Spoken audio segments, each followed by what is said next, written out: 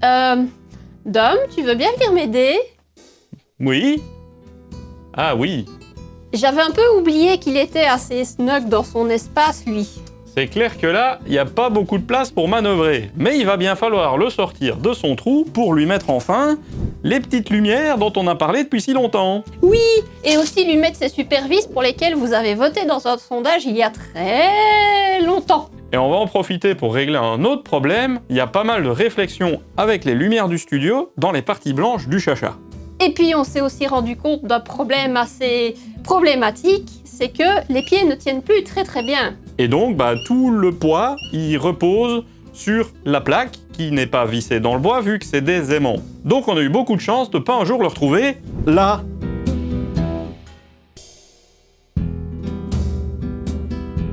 C'est bon. Voilà. Nickel. T'es prêt? Ouais. On n'a rien éclaté. Wow. Ouh. Ça tient plus du tout le pied. Emo, t'as vu?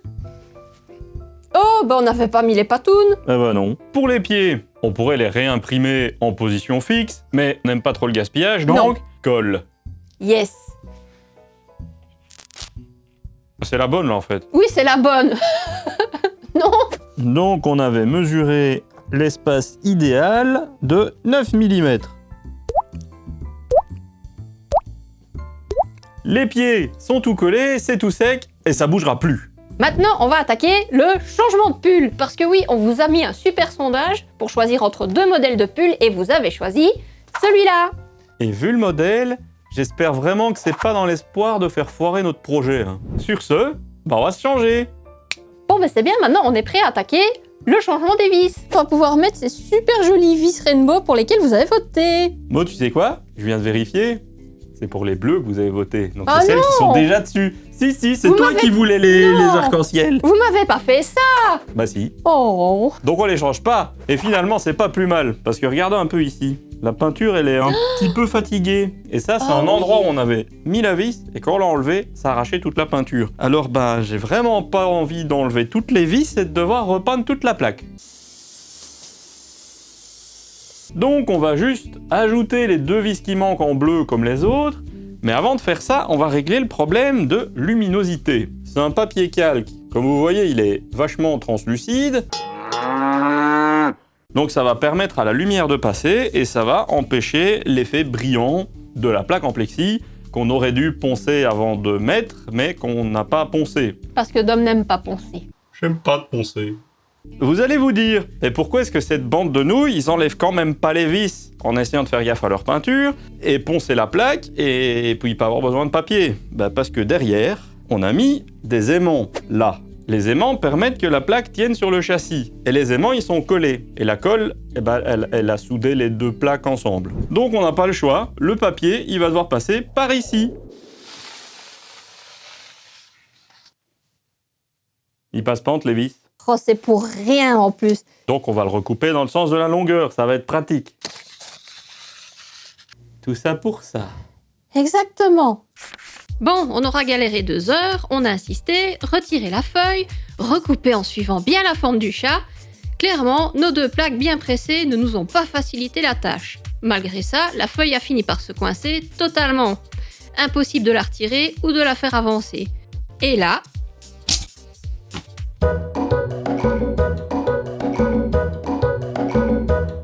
Bref, on prend la même et on recommence. Finalement, en coupant 2 parties, on a pu tout bien placer.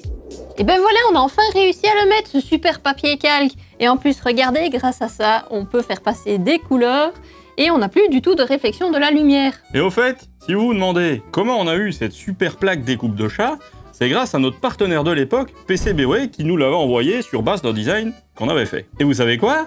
Ils sont encore partenaires pour cette vidéo-ci pour la mise à jour de la boîte. Et donc on vous en dit un peu plus sur leur service et après on passe à l'électronique.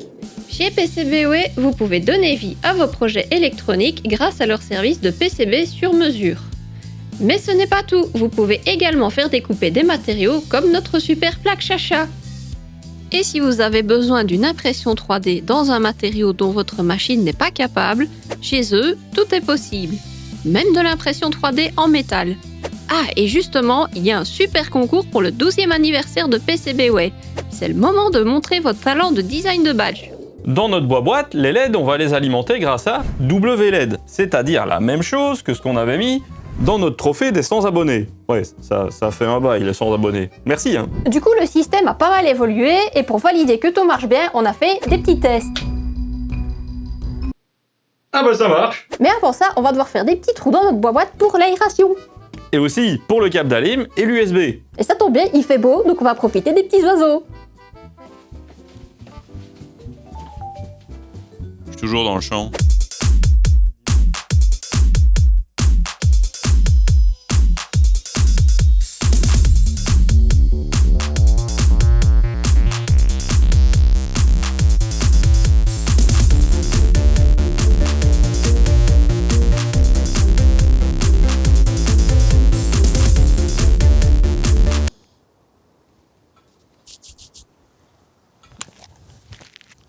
Ça va jamais aller, ça. Comment tu veux que je fasse un beau rectangle, bien rectangle, à la main? Avec une CNC. J'en ai pas.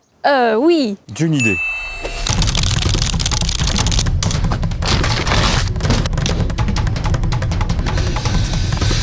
Voici une CNC. C'est une impression 3D. On a la taille de trou qu'on veut, on dégage ça, on met 2 serre-joints, on fait la machine entre les trucs, et c'est bon. J'espère.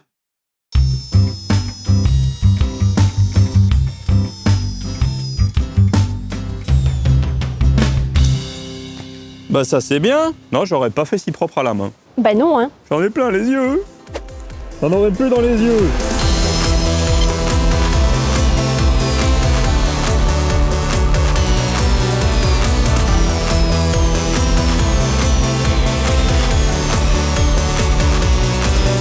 Bon, ben c'est bien, on a tous nos trous, on est content et tout s'est absolument parfaitement bien passé.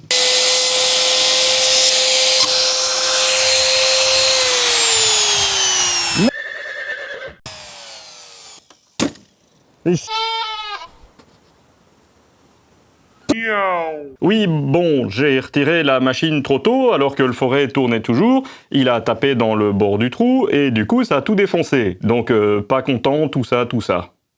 Ça ira sur le birol du trou qui est tout pété. Voilà.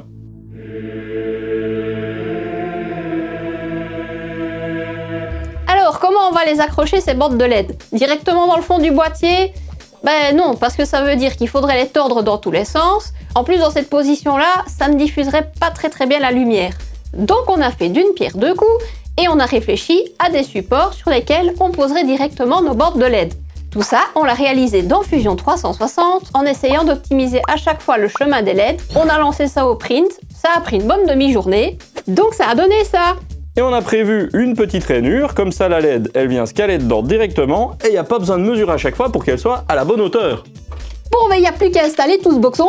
On a comme qui dirait un tout petit problème.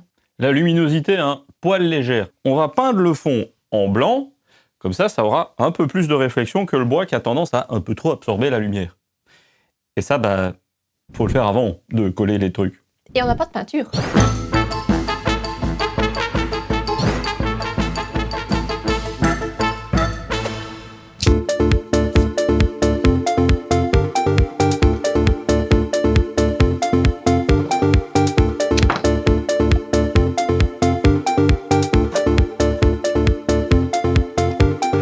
Alors, il est où le dernier mètre là?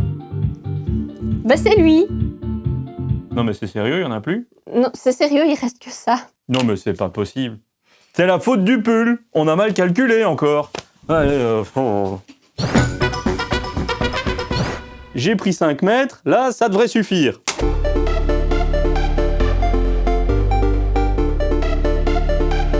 C'est en place. Ce qui est bien, c'est que maintenant, on va pouvoir ajouter toute l'électronique, enfin. Donc, on va lui mettre un super ESP32, un rail de masse, une boîte à fusibles. Oui, c'est nécessaire. Et aussi, on va alimenter tout ça, parce qu'il y a pas mal de LED. J'ai plus de main, mais il faut aussi câbler tout ça. Donc, on va mettre tout en place et tout câbler sans péter un câble.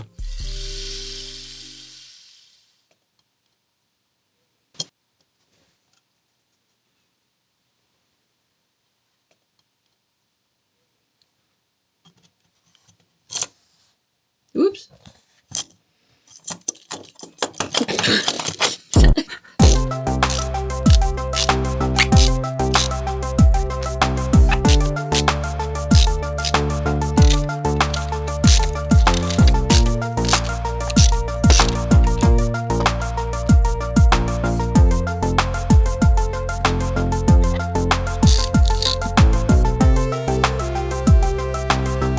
Nice.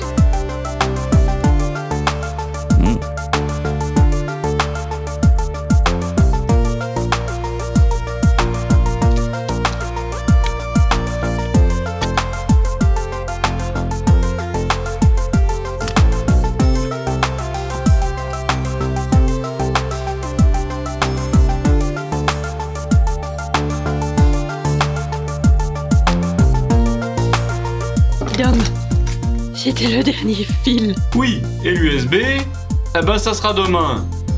Dodo.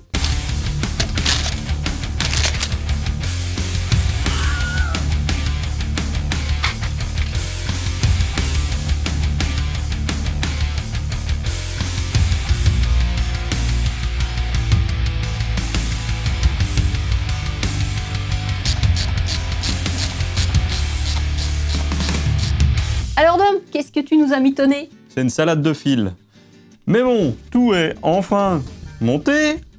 Donc on va vous expliquer comment ça marche tout ce bazar. C'est pas aussi compliqué que ce que ça en a l'air. On vient d'une prise type PC femelle sur le bord de la boîte. Comme ça, c'est tout propre. De là, on va à une alimentation 50 watts, 5 volts. De l'alimentation, on a un petit fil qui va jusqu'à une boîte à fusibles ici. Cette boîte à fusibles, elle va répartir les 5 volts sur chacune des zones de LED et aussi sur une ESP32 qui va piloter tout le bazar. On a aussi mis un rail de masse, comme ça permet de tout répartir vers les barres de LED et vers l'ESP sans à chaque fois devoir mettre des dominos et faire un gros bazar tout moche. Chaque fusible est calculé en fonction du nombre de LED de chaque zone. C'est des LED qui consomment 36 mA chacune. Donc c'est une bête multiplication et ça permet de prendre le fusible le plus proche avec une petite marge. De chaque LED arrive une ligne de données qui vient sur l'ESP directement. Mais en dessous de chaque gain thermo, vous avez une résistance de 470 ohms. Ça permet d'avoir des datas qui sont bien stables et éviter les LED qui clignotent. On a essayé 100, effectivement il y a tout qui clignotait. Et un dernier truc pour bien filtrer le courant et que tout fonctionne bien, c'est un condensateur de 1000 microfarads. La patte négative va sur le rail de masse et la patte positive sur l'entrée de la boîte à fusibles. Et lui, il permet d'absorber les pics de tension si vous passez de LED toutes faibles à des LED à donf sur l'ensemble de la boîte par exemple. Un dernier truc auquel on a bien fait attention, c'est d'avoir les lignes de données des LED séparées des lignes d'alimentation. C'est pas 100% obligatoire, mais comme on avait la place pour le faire, ça évite les parasites. Et un dernier truc, vous nous avez vu creuser plein de beaux trous dans le côté de notre boîte, c'est pour donner de l'air à notre alimentation, tout simplement. Pour info, on a quand même testé de laisser tourner la lime pendant à peu près 40 minutes, et puis on a testé au thermomètre laser, on dépasse pas les 35 degrés, donc tout va bien. On a ajouté une prise USB-C directement sur la tranche de la boîte. Maintenant, si vous n'avez pas envie de faire ça, il suffit de sortir l'ESP, ça marche bien aussi. Mais de notre côté, ça faisait plus joli, donc voilà. Et le truc cool, c'est que c'était facile à faire, on n'a pas du tout failli tout faire cramer. Alors le monsieur, il a voulu testouiller les volts là. Et puis ça fait une étincelle. On a eu un peu peur. Et puis ça marche plus. Là aussi, j'ai eu peur. Donc on teste. Là j'ai 5 volts. Là j'ai 5 volts. Là j'ai pas de volts. Fusible. Pété. Donc il a fait son job. Changer de fusible. J'en ai plein. Et puis ça a marché tout de suite parce qu'on n'a pas du tout inversé le data plus et le data moins. Donc, le vert c'est data moins. T'es sûr, hein? Je suis sûre que je suis sûre. Eh ben, raté! Maintenant reste à programmer WLED. Oui, enfin. Et pour ça, on va commencer par installer WLED sur le SP32 parce que quand il arrive, il n'y a pas grand chose dessus. On va commencer par le brancher. On le voit apparaître ici dans les devices. Ça confirme que tout fonctionne, sinon il faudra installer les drivers et ça se passera sur le site web. On vous remettra tout ça en description. Maintenant, sur le site de WLED, on va installer le logiciel. On sélectionne simplement notre device, on le connecte, installer.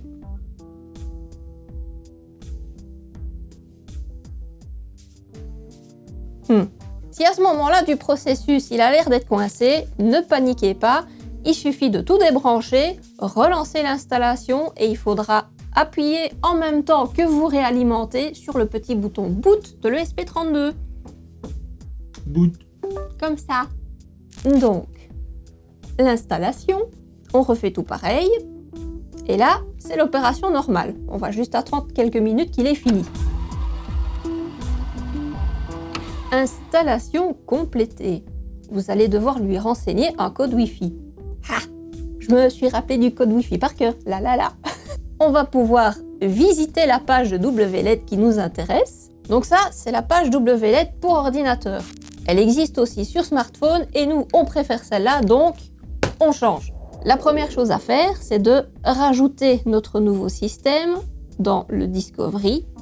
Il l'a trouvé dans les configurations et dans les préférences LED. Vous voyez que la première section parle de donner le maximum de la puissance à utiliser en milliampères. Nous avons une alim qui nous permet un maximum de 10 000 milliampères. Si on calcule le total de nos 280 LED, on se retrouverait à 9800.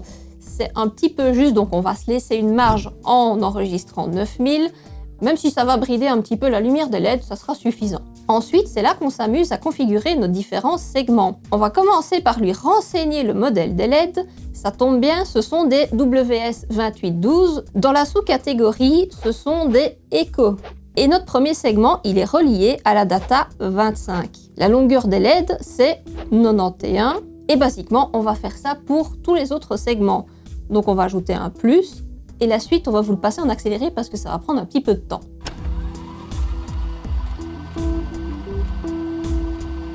Très important, on va cocher le Make a segment for each output.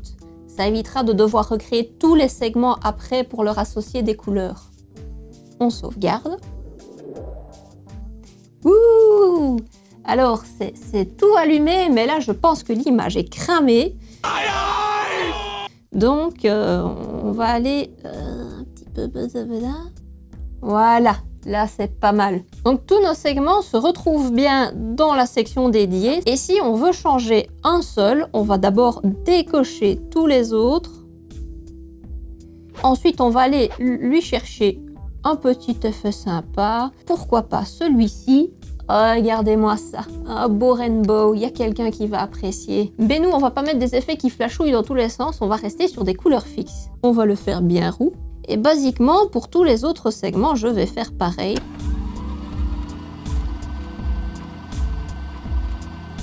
Pour sauvegarder toute cette config en tant que preset, on va aller dans la section dédiée, on va l'ajouter. On va bien faire attention à avoir le Use Current State coché. On peut l'appliquer au boot et on n'a plus qu'à sauvegarder. Bon, c'est bien, on est content, on n'a plus qu'à remettre la boîte à sa place. Enfin! Dom, tu me donnes un petit coup de main?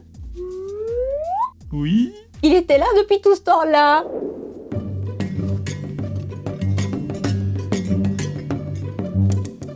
Mo, il y a un problème, non, là? Non, non, c'est pas droit. J'en ai marre. À demain. Mais Mo, reviens!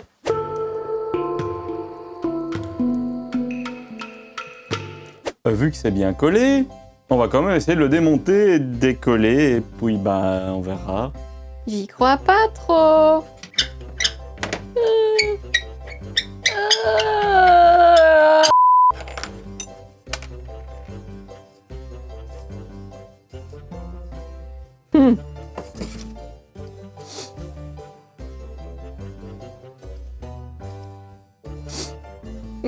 Elle marche bien la colle, on vous donnera la référence. Tu me le files, je le passe à l'étau, hein. À l'étau, à l'étau.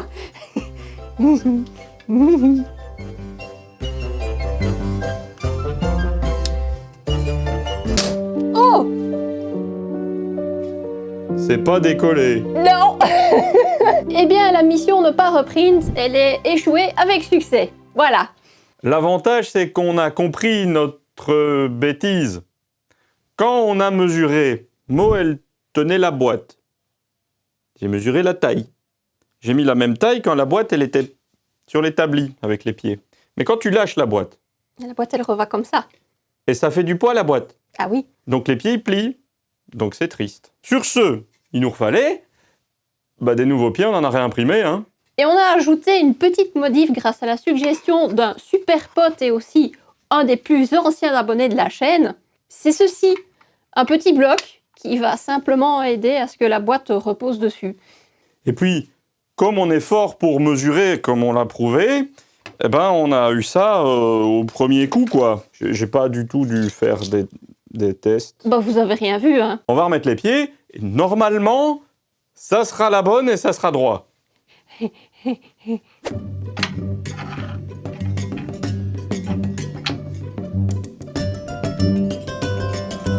Regardez, on n'a pas oublié de mettre les patounes.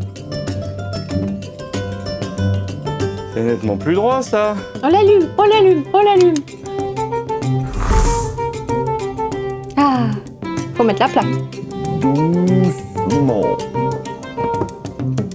Oh, je la donne trop bien. Ah mais... Mo, Mhm. il y a un problème. Non. Regarde là. Non, Il y a la lumière qui sort par au-dessus. non, non, non, non. Ça suffit. Ça va aller, on va trouver une solution.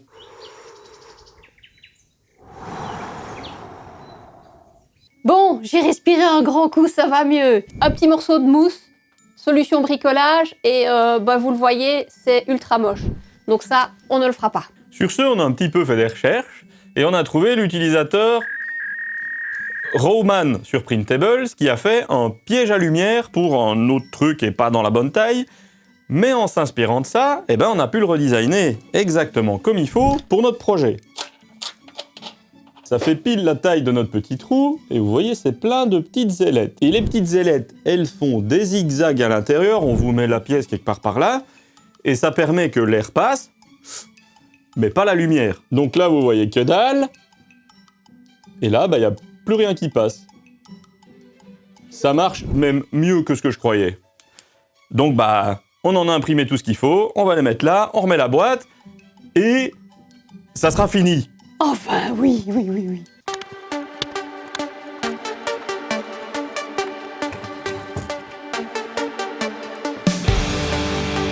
Voilà, il n'y a plus de lumière là. Oh oui, il est vraiment super beau le chat, je l'adore. C'est enfin fini. Est-ce que c'était beaucoup trop overkill? Oui. Est-ce qu'on a un peu trop ajouté de sécurité? Non, en fait, parce que s'il n'y avait pas eu le fusible, on serait fait une électroboom. Alors, on est clairement parti sur beaucoup trop de side quests, mais au final, on n'a pas lésiné sur les moyens, ça nous tenait à cœur, donc on est content, voilà. Et du coup, on remercie encore plus fort notre sponsor PCBWay, pour lequel on vous remet toutes les infos en description, d'avoir été si patient avec nous pour nous laisser faire ce projet comme on l'entendait, et en gros à la date où on arrivait à la sortir. Et aussi merci à toutes les patounes qui nous font exploser les compteurs depuis quelques vidéos, c'est vraiment génial, on a une chance de fou de vous avoir. Et si vous aimez ce genre de truc, like, abonnez, tout ça, commentaires, c'est cool. On vous met bien sûr aussi toute la liste du matos qu'on a utilisé en description. Dom, Oui. il y a encore un problème. C'est promis, il y a encore un problème. Non, tout il est beau là. Ça aurait été mieux avec toute une bande de LED à l'extérieur. Non mais c'est une bonne idée, mais elle pouvait pas le dire avant.